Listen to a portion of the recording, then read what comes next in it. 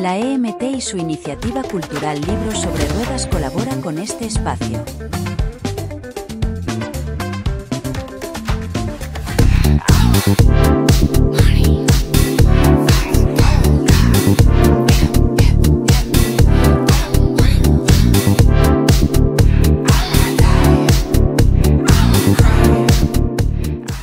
Muy buenas, queridos amigos, amigas, letras mixtas. Letras mixtas, su propio nombre lo dice, letras. Y qué mejor que invitar a un guionista y a un dramaturgo como Sergio Rubio. Bienvenido, Sergio. Muchas gracias. Un placer que esté con nosotros. Si echo un vistazo a tu currículum, veo cosas absolutamente grandes y maravillosas. ¿Cómo se vive el arte desde atrás? Porque lo tuyo es entre bambalinas, nunca estás delante, ¿eh? Guionista y dramaturgo, viendo a los demás decir tus palabras, a los demás interpretar tus actividades. Uno, como en mi caso, que está todo el día ahí como sobreexpuesto, ¿tú cómo vives eso? Bueno, pues tiene diferentes vertientes, ¿no? A mí, por ejemplo, me gusta mucho compartir mi trabajo. Me parece que la función del guionista, incluso todavía puede que más el del dramaturgo, es servir un poco ese puesta en escena, abrir el campo creativo hacia los demás, ¿no? Yo creo que eso es lo importante, ¿no? Muchas veces creo que en esta profesión se pierde el punto de que es colectiva, ¿no? Y creo que el hecho de estar de atrás sí que te da ese punto de verlo, ¿no? De que ves que eso. Por ponerte un ejemplo, que en una... siempre lo cuento, pero en una película, En el mundo es suyo, que llevamos muchos años trabajando en el guión, se estaba rodando en Sevilla y un día fui al rodaje y estaba allí en el rodaje y de repente estaba viendo el rodaje y vinieron gente de producción y me dijeron, ¿tú quién eres? Que te vamos a echar. Claro. Digo, no, yo te he escrito esto. O sea, nada más y nada menos que lo escrito. Sí, bueno, es un poco la leyenda del guionista, ¿no? Un poco ese punto, sobre todo aquí en España, ¿no? Creo que sí. Cuando uno ve representado lo que uno escribe o cuando uno, en mi caso, oye que otra persona lee tus poemas, se produce una especie de química dentro de uno compleja. ¿Eso tú crees que forma parte del narcisismo del creador? ¿Eso forma parte de una necesidad vital que tenemos por ser como somos? ¿A qué te refieres? ¿A escucharlo en boca de otra persona? Sí. Sí, es posible. También sabes las limitaciones de uno mismo, ¿no? Yo no me veo muy crítico. Me veo muy buen actor, aunque he hecho mis pinitos echando una mano así, pero yo creo que enriquece, ¿no? Sobre todo si lo que tú estás diciendo, ¿no? Si hay una simbiosis con la otra persona, si lo entiende, si esa persona, o incluso, como me ha pasado algunas veces, ir al extranjero y que lean cosas o interpreten cosas tuyas, ¿no? El extranjero, que también te da otro punto. Creo que tiende a enriquecer y creo que forma parte del propio aprendizaje, ¿no? de la creación, ¿no? ¿Qué tienes ahora entre manos? Porque sé que hay algo en el Echegaray. También tengo un amigo en común que he entrevistado yo aquí muchas veces que haces cosas con él, que Adrián Ordóñez. Cuéntame tú, ¿qué te traes ahora entre manos? Y ahora volvemos a esos personajes, tanto al Echegaray como al señor Ordóñez. Vale, pues ahora mismo justo acabo de estrenar en Televisión Española un documental. ¡Ay, qué bien! Que se llama Francisco de Saavedra, Puño y letra de la historia, un personaje relacionado con Bernardo de Galvez. Lo vi, lo emitieron el fin de semana pasado y lo vi perfectamente tranquilito en mi casa porque pues estábamos tuvo muy buena audiencia. Pues yo fui uno de los que lo vi. Mira, pues no me fijé que eras tú el guionista. Eso es lo último que acabo de sacar, pero bueno, ya sabes que esto va como metiendo cosas en el horno y tardan en salir. Estrenamos 23 y 24 de mayo Sancho. Es una versión, una visión mía sobre el personaje del Quijote, sobre Sancho, que interpreta Joaquín Núñez, actor malagueño con premio Goya, y dirige Javier Parra, un profesional de toda la vida de Andalucía, de los más reconocidos, y lo hacemos con las luces de Pedro Hofius, que es uno de los mejores iluminadores y directores de Andalucía, y que él y yo tenemos un TIT Creaciones, que es una plataforma donde hacemos cosas como el corto Todo va bien con Adrián Ordóñez o esta pieza. Es un teatro. Y luego este fin de semana empezamos a rodamos un cortometraje con Salva Reina, con Joaquín Núñez, Melanie Olivares, Carmen Sánchez, Laura Artí y Fa Fernández. Y se llama Inquilinos. Buen plantel. Sí. Muy buen plantel. ¿Con qué te quedas? ¿Te atreves a quedarte con algo? No, con todo, me quedé con todo. No, es diferente. Es que lo de Sancho, si te fijas, es una cosa que pensábamos hacer, que lo iba a dirigir Pedro Hofiu, y llegó la pandemia. O sea, imagínate si llevamos con tiempo con esto, para Fíjate, sacarlo adelante. pues ya me ha cerrado bien, mejor. Sí, Tómatelo así. Sí, hombre, sí. Ha habido muchas lecturas del Quijote Claro. y de artículos del Quijote, ha habido más tiempo, sí. ¿Y qué matiz le quieres dar? ¿Se puede adelantar? Sí, te lo puedo adelantar. Mira, la historia es, tenemos un Quijote, o sea, no, tenemos un Sancho, pues que se ha quedado como una especie como de limbo, ¿no? Y tras la muerte de Alonso Quijano, ¿no? Porque el que muere es Alonso Quijano. Y le dan la noticia de que su burro de Rucio está enfermo. Entonces decide hacer el último viaje, que es llevarlo, antes que lo sacrifiquen, prefiere dejarlo en la cueva de Montesinos, ¿no? Que para mí es un capítulo muy, muy interesante del Quijote, ¿no? Qué bien, ¿no? Bueno, eso tiene muchas lecturas. Sí, esa es la idea, que tenga muchas lecturas, Tiene igual que las muchas tiene lecturas. el Quijote. Pero vamos, todo va en un tono... hay música, hay un punto muy reflexivo, hay emoción, pero casi para todos los públicos, diría. Quijote no existiría sin Sancho, ya te lo... No. Vamos, yo estoy convencido de eso. No. Sancho es imprescindible en esa historia de Alonso Sí. Quijano, sé que si no sería inviable. De hecho, bueno, ya sabes que hay millones de teorías y millones de estudios, ¿no? Por ejemplo, Franz Kafka decía que Quijote no era más que una proyección del propio Sancho. Y desde el siglo XX, a través de Dámaso Alonso, por ejemplo, también se habla mucho de que el personaje más interesante quizás es el de Sancho que el de Quijote, ¿no? Porque a mí me lo parece. A mí también. Porque es el que tiene el arco. Bueno, que eso nos pasa muchas veces, que me gusta esto porque no me gusta lo otro, ¿no? Son maravillosos. Necesarios ambos, además, para una obra así. Pero la evolución que tiene Sancho, sobre todo en el Quijote 2, ¿no? Hablando más, que el 1 es más divertido, ¿no? Y el 2 tiene una carga mayor de profundidad, ¿no?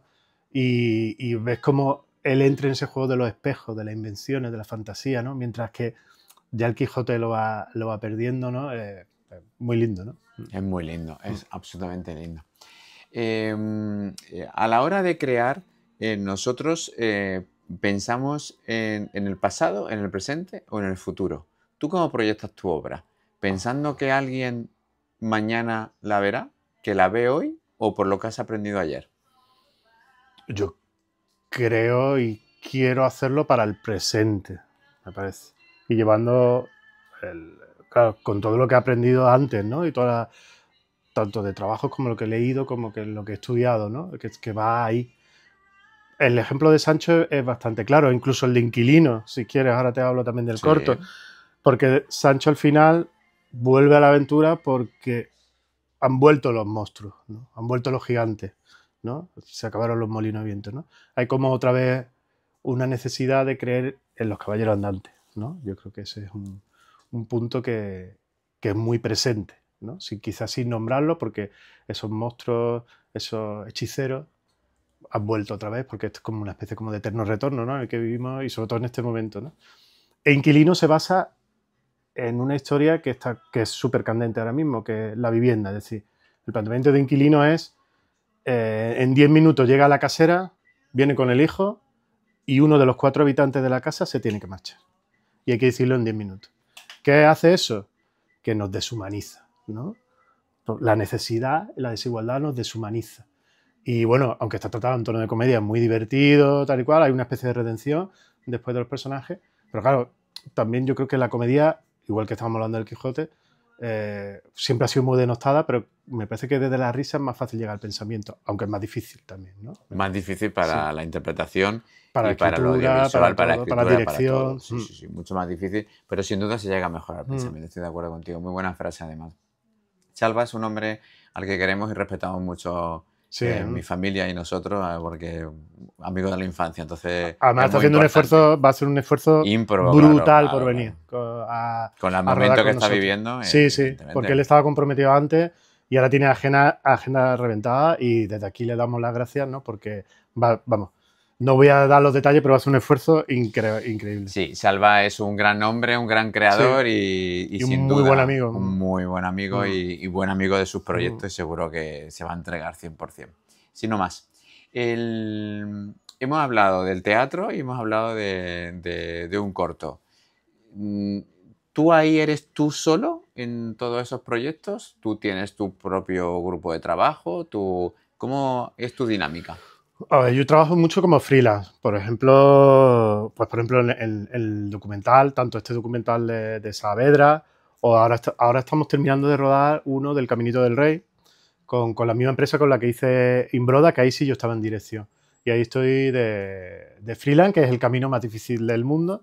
Además, ya me lo dijo hace mucho tiempo Guillermo Heras, que en paz descanse, murió hace poco. Cuando fui a un seminario suyo hace muchísimos años, me dijo, el camino de la persona solitaria en la creación es el más difícil. Bueno, han sido circunstancias. Yo también me he movido mucho. He estado viviendo en Madrid, he estado viviendo en Sevilla, he viajado un montón y es verdad que no he llegado a terminar de crear mi grupo como hay aquí, que todos sabemos cómo funciona un poco la cultura, que va por... estoy buscando una palabra que no suene despectiva, pero bueno, clanes, familias, ¿no? Lo que puede ser, ¿no? Que se mueven pues alrededor de espacios o de sitios o tal y cual. Y bueno, y hay una sinergia y es positivo, pero es verdad que cuando uno no está dentro de ahí, o en mi caso, que trabajo más fuera, pues bueno, es complicado. Aquí creamos lo de TIT con Pedro Jofio y es una pequeña plataforma simplemente por lo que es la verdad, es un pequeño CIF con el cual metemos las cosas y sacamos proyectos adelante. Sí, pero sí, al final necesitas de contar con mucha gente, ¿no? Por ejemplo, otra gente con la que trabajo bastante es con Jóvenes Clásicos, ¿no? Muy bien. Y que va muy bien esa colaboración. Pero sí es verdad que soy un culo de mal asiento, la verdad. Como buen creador, ¿no? Sí. Por otra parte. Eso me parece muy natural. Has vuelto a sacar el tema del documental de Saavedra y para mí me pareció fascinante. Decía, yo lo puse al azar y me enganché absolutamente al hilo conductor del mismo. Así que felicidades porque es un magnífico producto documental.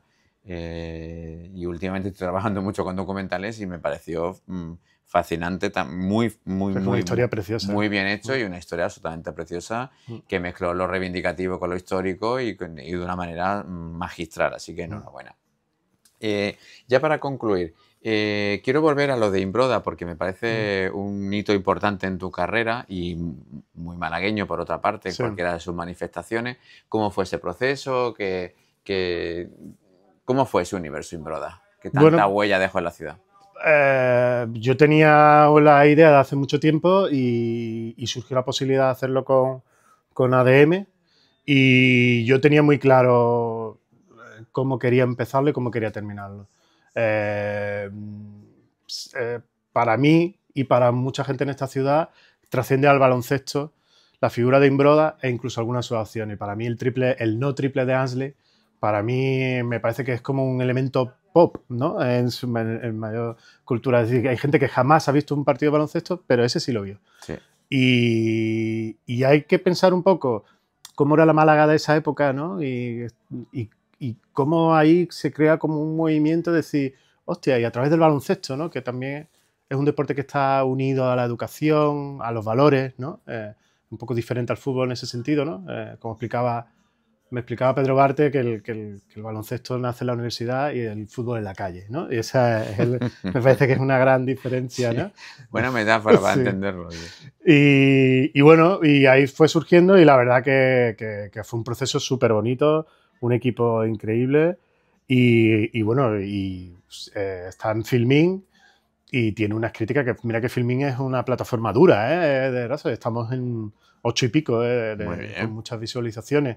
La verdad que quedó un proyecto muy bonito que además invito a la gente que no lo ha visto porque va más allá del baloncesto. No es un documental de deporte, por así decirlo. Muchas gracias por acompañarnos. Muchas gracias por esta conversación tan maravillosa. Te brindo todas las ocasiones del mundo para que vengas a contarnos tantas riquezas creativas que te traes entre tus manos y para nosotros es un honor y hacen más digno nuestras letras mixtas que venga y nos lo cuente. Muy bien. Así que Además, venir muchísimas alguien de gracias. teatro, de guión, a un sitio de letras Letras es también. complicado, ¿eh? Porque somos un poco outsiders. Totalmente. Es muy, por eso está tan bien, porque es muy Sí. rompedor y es una forma distinta de contar la cultura en cualquiera de sus manifestaciones. Así que muchísimas gracias, Sergio. vosotros. Un verdadero placer que hayas estado con Igual. nosotros. Amigos, amigas, como siempre, un honor que nos veáis, que nos escuchéis y que prestéis un poquito de atención a las letras mixtas. Muchas gracias, nos vemos muy pronto. Chao.